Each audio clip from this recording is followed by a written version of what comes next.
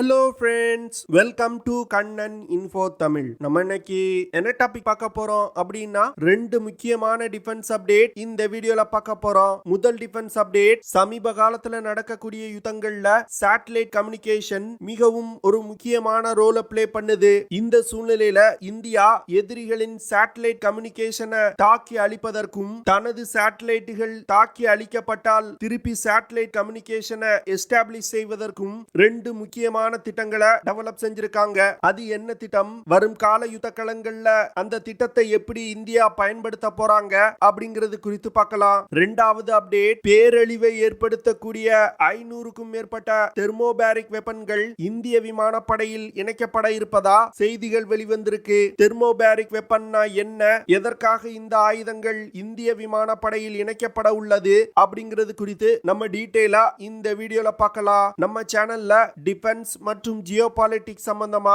தினம் ஒரு video publish பண்ணிட்டு இருக்கோம். உங்களுக்கு நம்ம சேனல்ல பப்ளிஷ் ஆகக்கூடிய வீடியோஸ் பிடிச்சிருந்துச்சுன்னா சேனலை சப்ஸ்கிரைப் பண்ணி சப்போர்ட் பண்ணுங்க.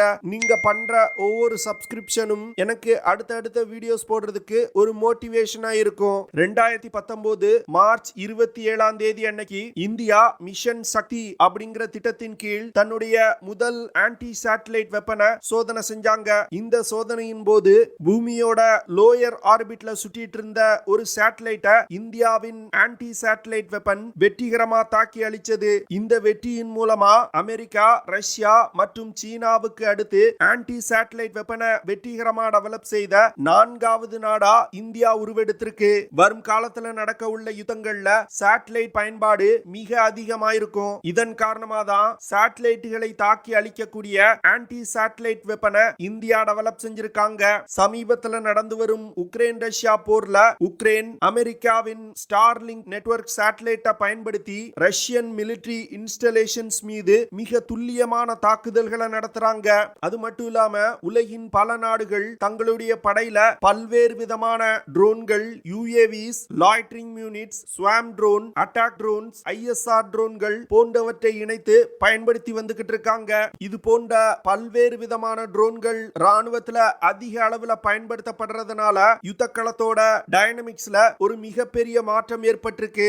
ட்ரோன்களை இயக்குவதற்கு சேட்டலைட் கம்யூனிகேஷன் சிஸ்டம் மிகவும் ஒரு முக்கியமான ரோலை பிளே பண்ணுது. அது மட்டும் இல்லாம ஃபைட்டர் ஜெட் விமானம், மிசைல்ஸ் போன்றவற்றை இயக்குவதிலையும் இந்த சேட்டலைட் கம்யூனிகேஷன் மிகவும் ஒரு முக்கியமான ரோலை பிளே பண்ணுது. ராணுவத்தினருக்கு இடையே நடத்தப்படும் கம்யூனிகேஷன்லையும் சேட்டலைட் தொழில்நுட்பம் அதிக அளவுல பயன்படுத்தப்பட்டு வருது. இந்த சூழ்நிலையில ஒரு யுத்த நேரத்துல எதிரி நாடு ஒரு நாட்டோட சேட்டலைட்டுகளை தாக்கி அழிச்சிட்டாங்கன்னா அந்த நாட்டிடம் எவ்வளவு சக்தி வாய்ந்த ஆயுதங்கள் இருந்தாலும் அது பயனில்ல. ஏன்னா சேட்டலைட் இல்லைன்னா அந்த நாடுகளால் தங்களுடைய ஆயுதத்தை பயன்படுத்த முடியாது. குறிப்பா இந்தியாவுடைய எதிரி நாடான சீனாவிடம் ஆன்டி சேட்டலைட் மிசைல்ஸ் இருக்கு. சீனா பிப்ரவரி 2018 தன்னுடைய ஆன்டி சேட்டலைட் வெப்பனை சோதனை செஞ்சாங்க. இந்த சோதனையின் போது சீனா டாங்னிங் 3 அப்படிங்கிற ஒரு மிசைலை பயன்படுத்தி எக்ஸோ அட்மாஸ்பியர்ல சுழண்டு கொண்டிருந்த ஒரு சேட்டலைட்டை வெற்றிகரமா தாக்கி அழிச்சாங்க. ஆனா சீனா இதுவரைக்கும் தங்களிடம் ஒரு ஆன்டி சேட்டலைட் வெப்பன் இருக்கு அப்படின்னு பப்ளிக்கா ஒத்துக்கிட்டது கிடையாது. இதன் காரணமா தான் மிஷன் சக்தி ப்ராஜெக்ட் மூலமா இந்தியா ஆன்டி சேட்டலைட் வெப்பனை டெவலப் செஞ்சிருக்காங்க. இப்போ ஒரு யுத்த நேரத்துல இந்தியா நினைச்சா சீன சேட்டலைட்டுகளை தாக்கி அழிக்க முடியும். ஆனா இந்தியாவுக்கும் சீனாவுக்கும் யுத்தம் வரும் பொழுது சீனா முதல்ல இந்தியாவின் சேட்டலைட்டுகளை தாக்கி அழிச்சிட்டாங்கன்னா இந்தியாவால தன்னுடைய ஆயுதங்களை பயன்படுத்த முடியாத நிலை ஏற்பட்டிருக்கும். இது போன்ற சூழ்நிலை ஏற்படாமல் இருப்பதற்காக தான் இந்தியா ப்ராஜெக்ட் வேதா அப்படிங்கிற திட்டத்தை டெவலப் செய்து வந்துகிட்டு இருக்காங்க. ப்ராஜெக்ட் வேதா திட்டத்தை இந்தியா ரொம்ப ரகசியமா எக்ஸிக்யூட் பண்ணி வந்துகிட்டு இருக்காங்க. இந்த ப்ராஜெக்ட் குறித்தான விஷயங்கள் மிகவும் குறைவான அளவிலே பப்ளிக் டொமைன்ல இருக்கு. அதாவது எதிரிகள் இந்தியாவின் சேட்டலைட்டுகளை தாக்கி அழிச்சிட்டாங்கன்னா இந்த Veda mobile military satellite launch vehicle மூலமா இந்தியானால சேட்டலைட்டுகளை லான்ச் செய்து சேட்டலைட் கம்யூனிகேஷனை திருப்பி கொண்டு வர முடியும். வேதா மொபைல் சேட்டலைட் லான்ச் வெஹிக்கிள்ல ஏற்கனவே சேட்டலைட்டுகள் பொருத்தப்பட்டு லான்ச் செய்வதற்கு தயார் நிலையில் இருக்கும். இது போன்ற ஒரு சூழ்நிலை ஏற்படும் பொழுது இந்த சேட்டலைட்டுகளை லான்ச் செய்து இந்தியா தன்னுடைய சேட்டலைட் கம்யூனிகேஷனை திருப்பி கொண்டு வருவாங்க. இந்தியாவுடைய சேட்டலைட் கம்யூனிகேஷன் எதிரிகளால் தாக்கி அழிக்கப்பட்டால் இந்த வேதா மொபைல் சேட்டலைட் லான்ச் வெஹிக்கிளை பயன்படுத்தி வெறும் 72 மணி நேரத்துல சேட்டலைட் கம்யூனிகேஷனை திருப்பி எஸ்டாப்ளிஷ் செய்ய முடியும். அதே வேளையில ஒரு யுத்த நேரத்துல ஒரு குறிப்பிட்ட இடத்தை மட்டும் கண்காணிப்பதற்கு இந்தியாவுக்கு ஒரு சேட்டலைட் தேவைன்னா இந்த வேதா மொபைல் சேட்டலைட் லான்ச் வெஹிக்கிளை பயன்படுத்தி சேட்டலைட்டுகளை லான்ச் செய்ய முடியும். இந்த வேதா சேட்டலைட் லான்ச் வெஹிக்கிளை பயன்படுத்தி ஒரே நேரத்துல அதிகமான எண்ணிக்கையிலான சேட்டலைட்டுகளை லான்ச் செய்ய முடியும். ஒரு யுத்த நேரத்துல எதிரிகள் இந்தியாவின் மிலிட்டரி சேட்டலைட்டுகளை எத்தனை முறை தாக்கி அழித்தாலும் இந்தியானால தன்னுடைய மொபைல் சேட்டலைட் லான்ச் வெஹிக்கிளை பயன்படுத்தி சேட்டலைட்டுகளை லான்ச் செய்து சேட்டலைட் கம்யூனிகேஷனை திருப்பி எஸ்டாப்ளிஷ் செய்ய முடியும். வேதா சேட்டலைட் லான்ச் வெஹிக்கிள்னால நானோ சேட்டலைட்டுகளை எஜெக்ட் செய்ய முடியும். இந்த நானோ சேட்டலைட்டுகளை பயன்படுத்தி யுத்த களத்துல எதிரிகளின் எல்லைக்குள் உளவு பார்க்க முடியும். அது மட்டும் இல்லாம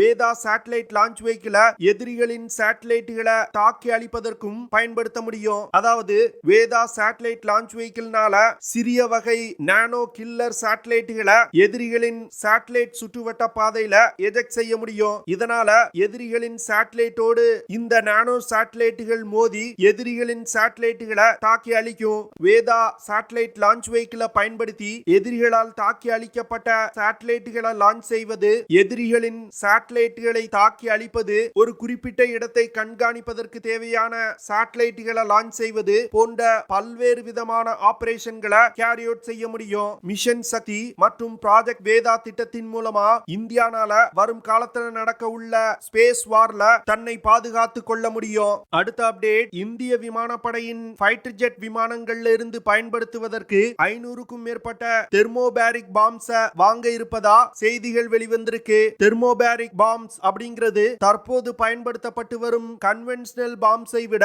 மிகவும் சக்தி வாய்ந்தது. இந்திய விமானப்படை வாங்க உள்ள தெர்மோபேரிக் பாம்ஸ் DRDO நிறுவனத்தின் HEMLR நிறுவனம் டெவலப் செஞ்சிருக்காங்க.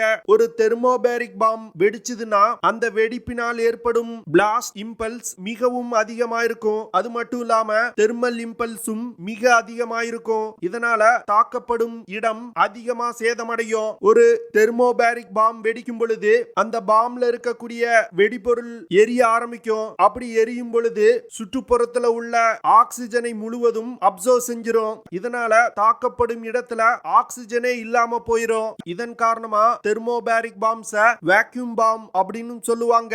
தெர்மோபேரிக் பாம்ஸ் தற்போது பயன்படுத்தப்பட்டு வரும் கன்வென்ஷனல் பாம்ஸை விட மிக அதிகமான சக்தியை வெளிப்படுத்துது. தெர்மோபேரிக் பாம்ஸை பயன்படுத்தி எதிரிகளுடைய bunkers, tunnels, underground structures, buildings, machine gun post, field fortifications போன்ற பல்வேறு விதமான டார்கெட்டுகளை தாக்கி அழிக்க முடியும். இது போன்ற மூடப்பட்ட இடங்கள்ல இந்த பாம்ஸை பயன்படுத்தும் பொழுது இந்த பாம்ஸோட எஃபிஷியன்சி மிகவும் அதிகமாயிருக்கும். ஏரோ இந்தியா 2023 நிகழ்ச்சியில DRDO 500 கிலோகிராம் எடை கொண்ட தெர்மோபேரிக் பாம்ஸ காட்சிப்படுத்தி இருந்தாங்க.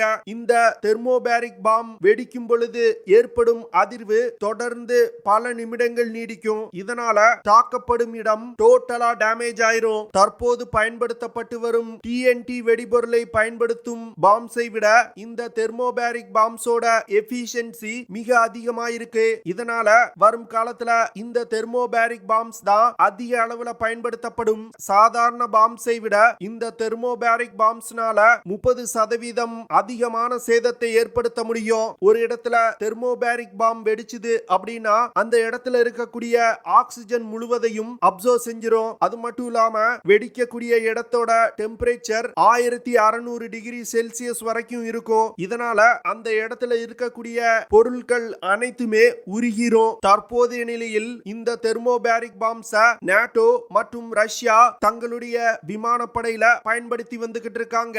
அதே போன்று இந்தியா தன்னுடைய LCA தேஜஸ் விமானத்துல 500 கிலோகிராம் எடை கொண்ட தெர்மோபேரிக் பாம்ஸை இணைத்து பயன்படுத்துவதற்கு திட்டமிட்டிருக்காங்க. இதற்காக தான் இந்திய விமானப்படை 500க்கும் மேற்பட்ட தெர்மோபேரிக் பாம்ஸ ஆர்டர் செஞ்சிருக்காங்க. இந்த பாம்ஸ DRDO 2023 வருடத்தோட இறுதிக்குள் இந்திய விமானப்படைக்கு சப்ளை செய்து முடிப்பாங்க. DRDO இந்த தெர்மோபேரிக் பாம்ஸோட தொழில்நுட்பத்தை மியூனிட்ஸ் இந்தியா லிமிடெட் நிறுவனத்திற்கு கொடுத்திருக்காங்க.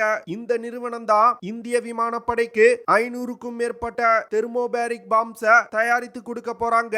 இது போன்ற பாம்ஸ் இந்திய விமானப்படையில் இணைக்கப்படும் பொழுது இந்திய விமானப்படையின் தாக்கும் திறன்ல ஒரு மிகப்பெரிய முன்னேற்றம் ஏற்படும். ஓகே ஃப்ரெண்ட்ஸ், நம்ம வீடியோவோட நிறைவு பகுதிக்கு வந்துட்டோம். இதெல்லாம் தான் நான் உங்ககிட்ட ஷேர் பண்ணணும் அப்படின்னு நினைச்ச விஷயங்கள். ஐ ஹோப் நான் ஷேர் பண்ண விஷயங்கள் உங்களுக்கு பிடிச்சிருக்கும்னு நினைக்கிறேன். அப்படி பிடிச்சிருந்துச்சுன்னா ஷேர் பண்ணுங்க, லைக் பண்ணுங்க, கமெண்ட் பண்ணுங்க.